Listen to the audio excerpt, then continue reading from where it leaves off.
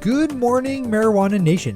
It's Wednesday, July 26th, 2017, and you're tuned in to episode 296 of Marijuana Today Daily. I'm your host, Shay Gunther, and I'll be walking you through today's marijuana news and headlines. As always, we have a full and busy day of cannabis news in our hands, so let's jump right into it. Our top story of the day is a wall of legislative obstruction dropped in Washington, D.C. last night by Republican lawmakers on a number of proposed measures to reform the nation's marijuana policies. As I reported on yesterday, there's a lot of proposed legislation around marijuana and hemp policy up for consideration in D.C. this week, with Congress looking at a bill to allow military veterans living in states with legal medical marijuana to get recommendations from their VA docs, as well as a number of measures that free up federal water rights to legal cannabis and hemp cultivators.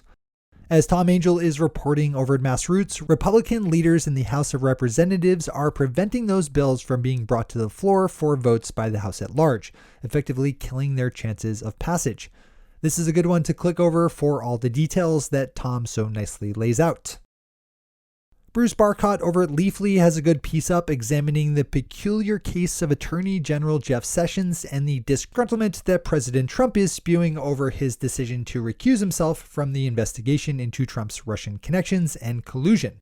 For the past few days now, President Trump has disparaged and humiliated his Attorney General over Twitter, in interviews, and while giving speeches, complaining that the choice by Sessions to not get involved with the Russian investigation was unfair to him.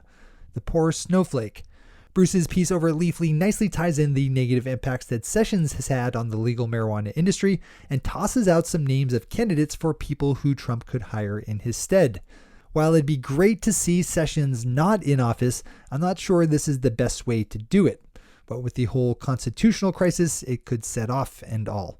To say nothing of the fact that we could end up with an Attorney General Giuliani, one of the few people who might just be worse for cannabis than Jeff Sessions.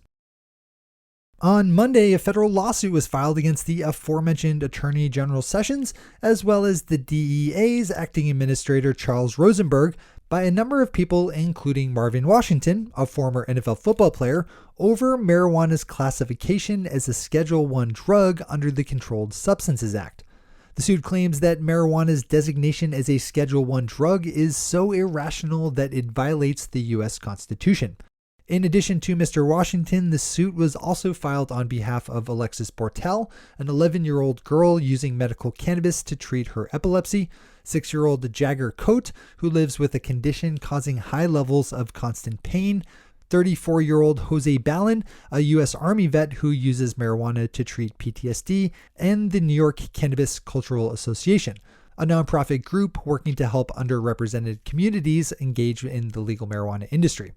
Swing over to the Cannabist for the full read on this one and to read the entire 89-page suit. Those are our top stories for today. It's time for Marijuana Today Daily Headlines Blitz. Before we blitz out in headlines, let's quickly thank our sponsor, Extractioneering, makers of the finest marijuana concentrates and extracts in the business. When it comes to cannabis concentrates, you don't want to mess around with anything but the best. Here's why. Concentrate makers who don't really know their business can produce less than pure products, leaving behind a lot of stuff that you really don't want to put into your body.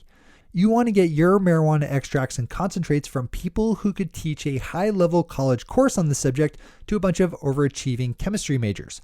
You get that and more with Extractioneering, whose leader Dan Hayden is a PhD biochemist with as much experience in a professional lab setting as he does in cannabis cultivation facilities. It's not hard to see how all that brainy knowledge translates to their products, which are evocative not so much of marijuana, but of finer golden ambers set aside for immortal citizens of mountainous realms. See for yourself over at extractioneering.com, which is spelled like engineering, but with the word extraction. That's extractioneering.com. All right, time for the Blitz. Yesterday, police in Colorado Springs, Colorado announced a 13-person indictment in a case involving alleged illegal marijuana sales made out of 2 local head shops, which are accused of using shady pricing schemes to get around taxes and marijuana licensing rules. The owner of the head shops, named Hops Crops, are accused of running an operation where they would buy legal marijuana from proper dispensaries and resell it at their head shops without license. In an effort to hide their illicit business activity, the owners are accused of doing things like selling $15 lighters that just so happen to come with a free gram of marijuana flower. Los Angeles Council President Herb Wesson proposed yesterday that his city set up and run a public bank specifically as a way for the city's marijuana businesses to have access to regular business banking services. This is a long-running issue that regular listeners should be pretty caught up on, with federal laws scaring most banks and credit unions from extending their full suite of business services to legal marijuana companies. President Wesson proposed that LA take on the risk of operating a cannabis-friendly bank and run it in a way that helps create more affordable housing and opportunities for entrepreneurs. Wesson said he'll soon be submitting a motion that the city's Budget and Finance Committee start to study the merits of the idea. We'll report back on any real progress on this one. The Washington State Department of Health is under a little fire for an anti-marijuana billboard aimed at Latinos that reads, quote, "We don't need pot to have fun. We're Hispanics. We're cool by default," unquote.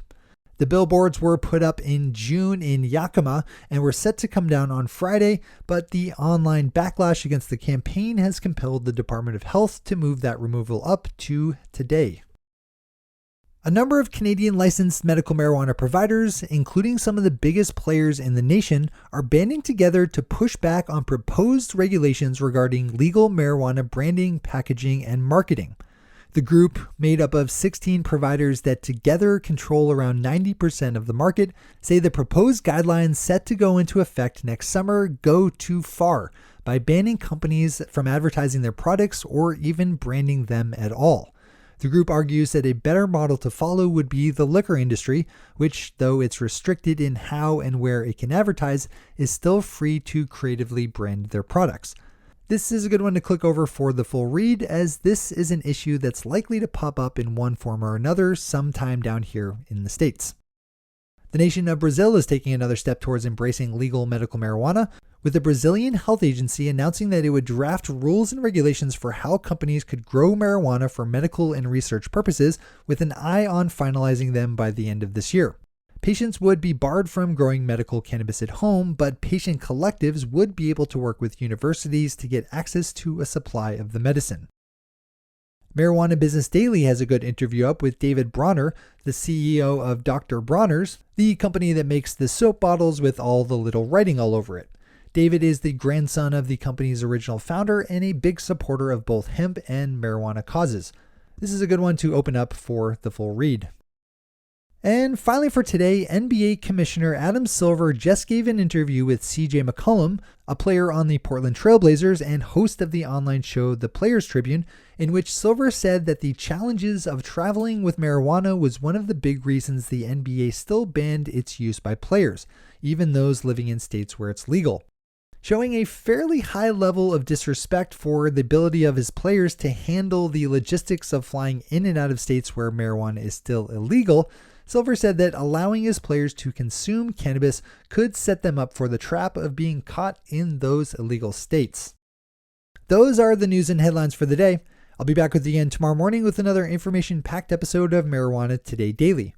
But in the meantime, if you have any stories to share or feedback to give, zip us an email to headlines@mjtodaydaily.com. And while you're clicking around the interwebs, swing over to our Twitter account at mjtodaydaily and visit our website at mjtodaydaily.com to find links to all the news we cover.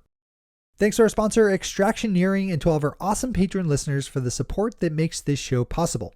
To join the illustrious ranks of the patron listeners yourself, swing over to our website at mjtodaydaily.com and click on that big blue button at the top of the page that says Become a Patron. I'm your host, Shay Gunther. Thanks for tuning in and starting your day with marijuana today.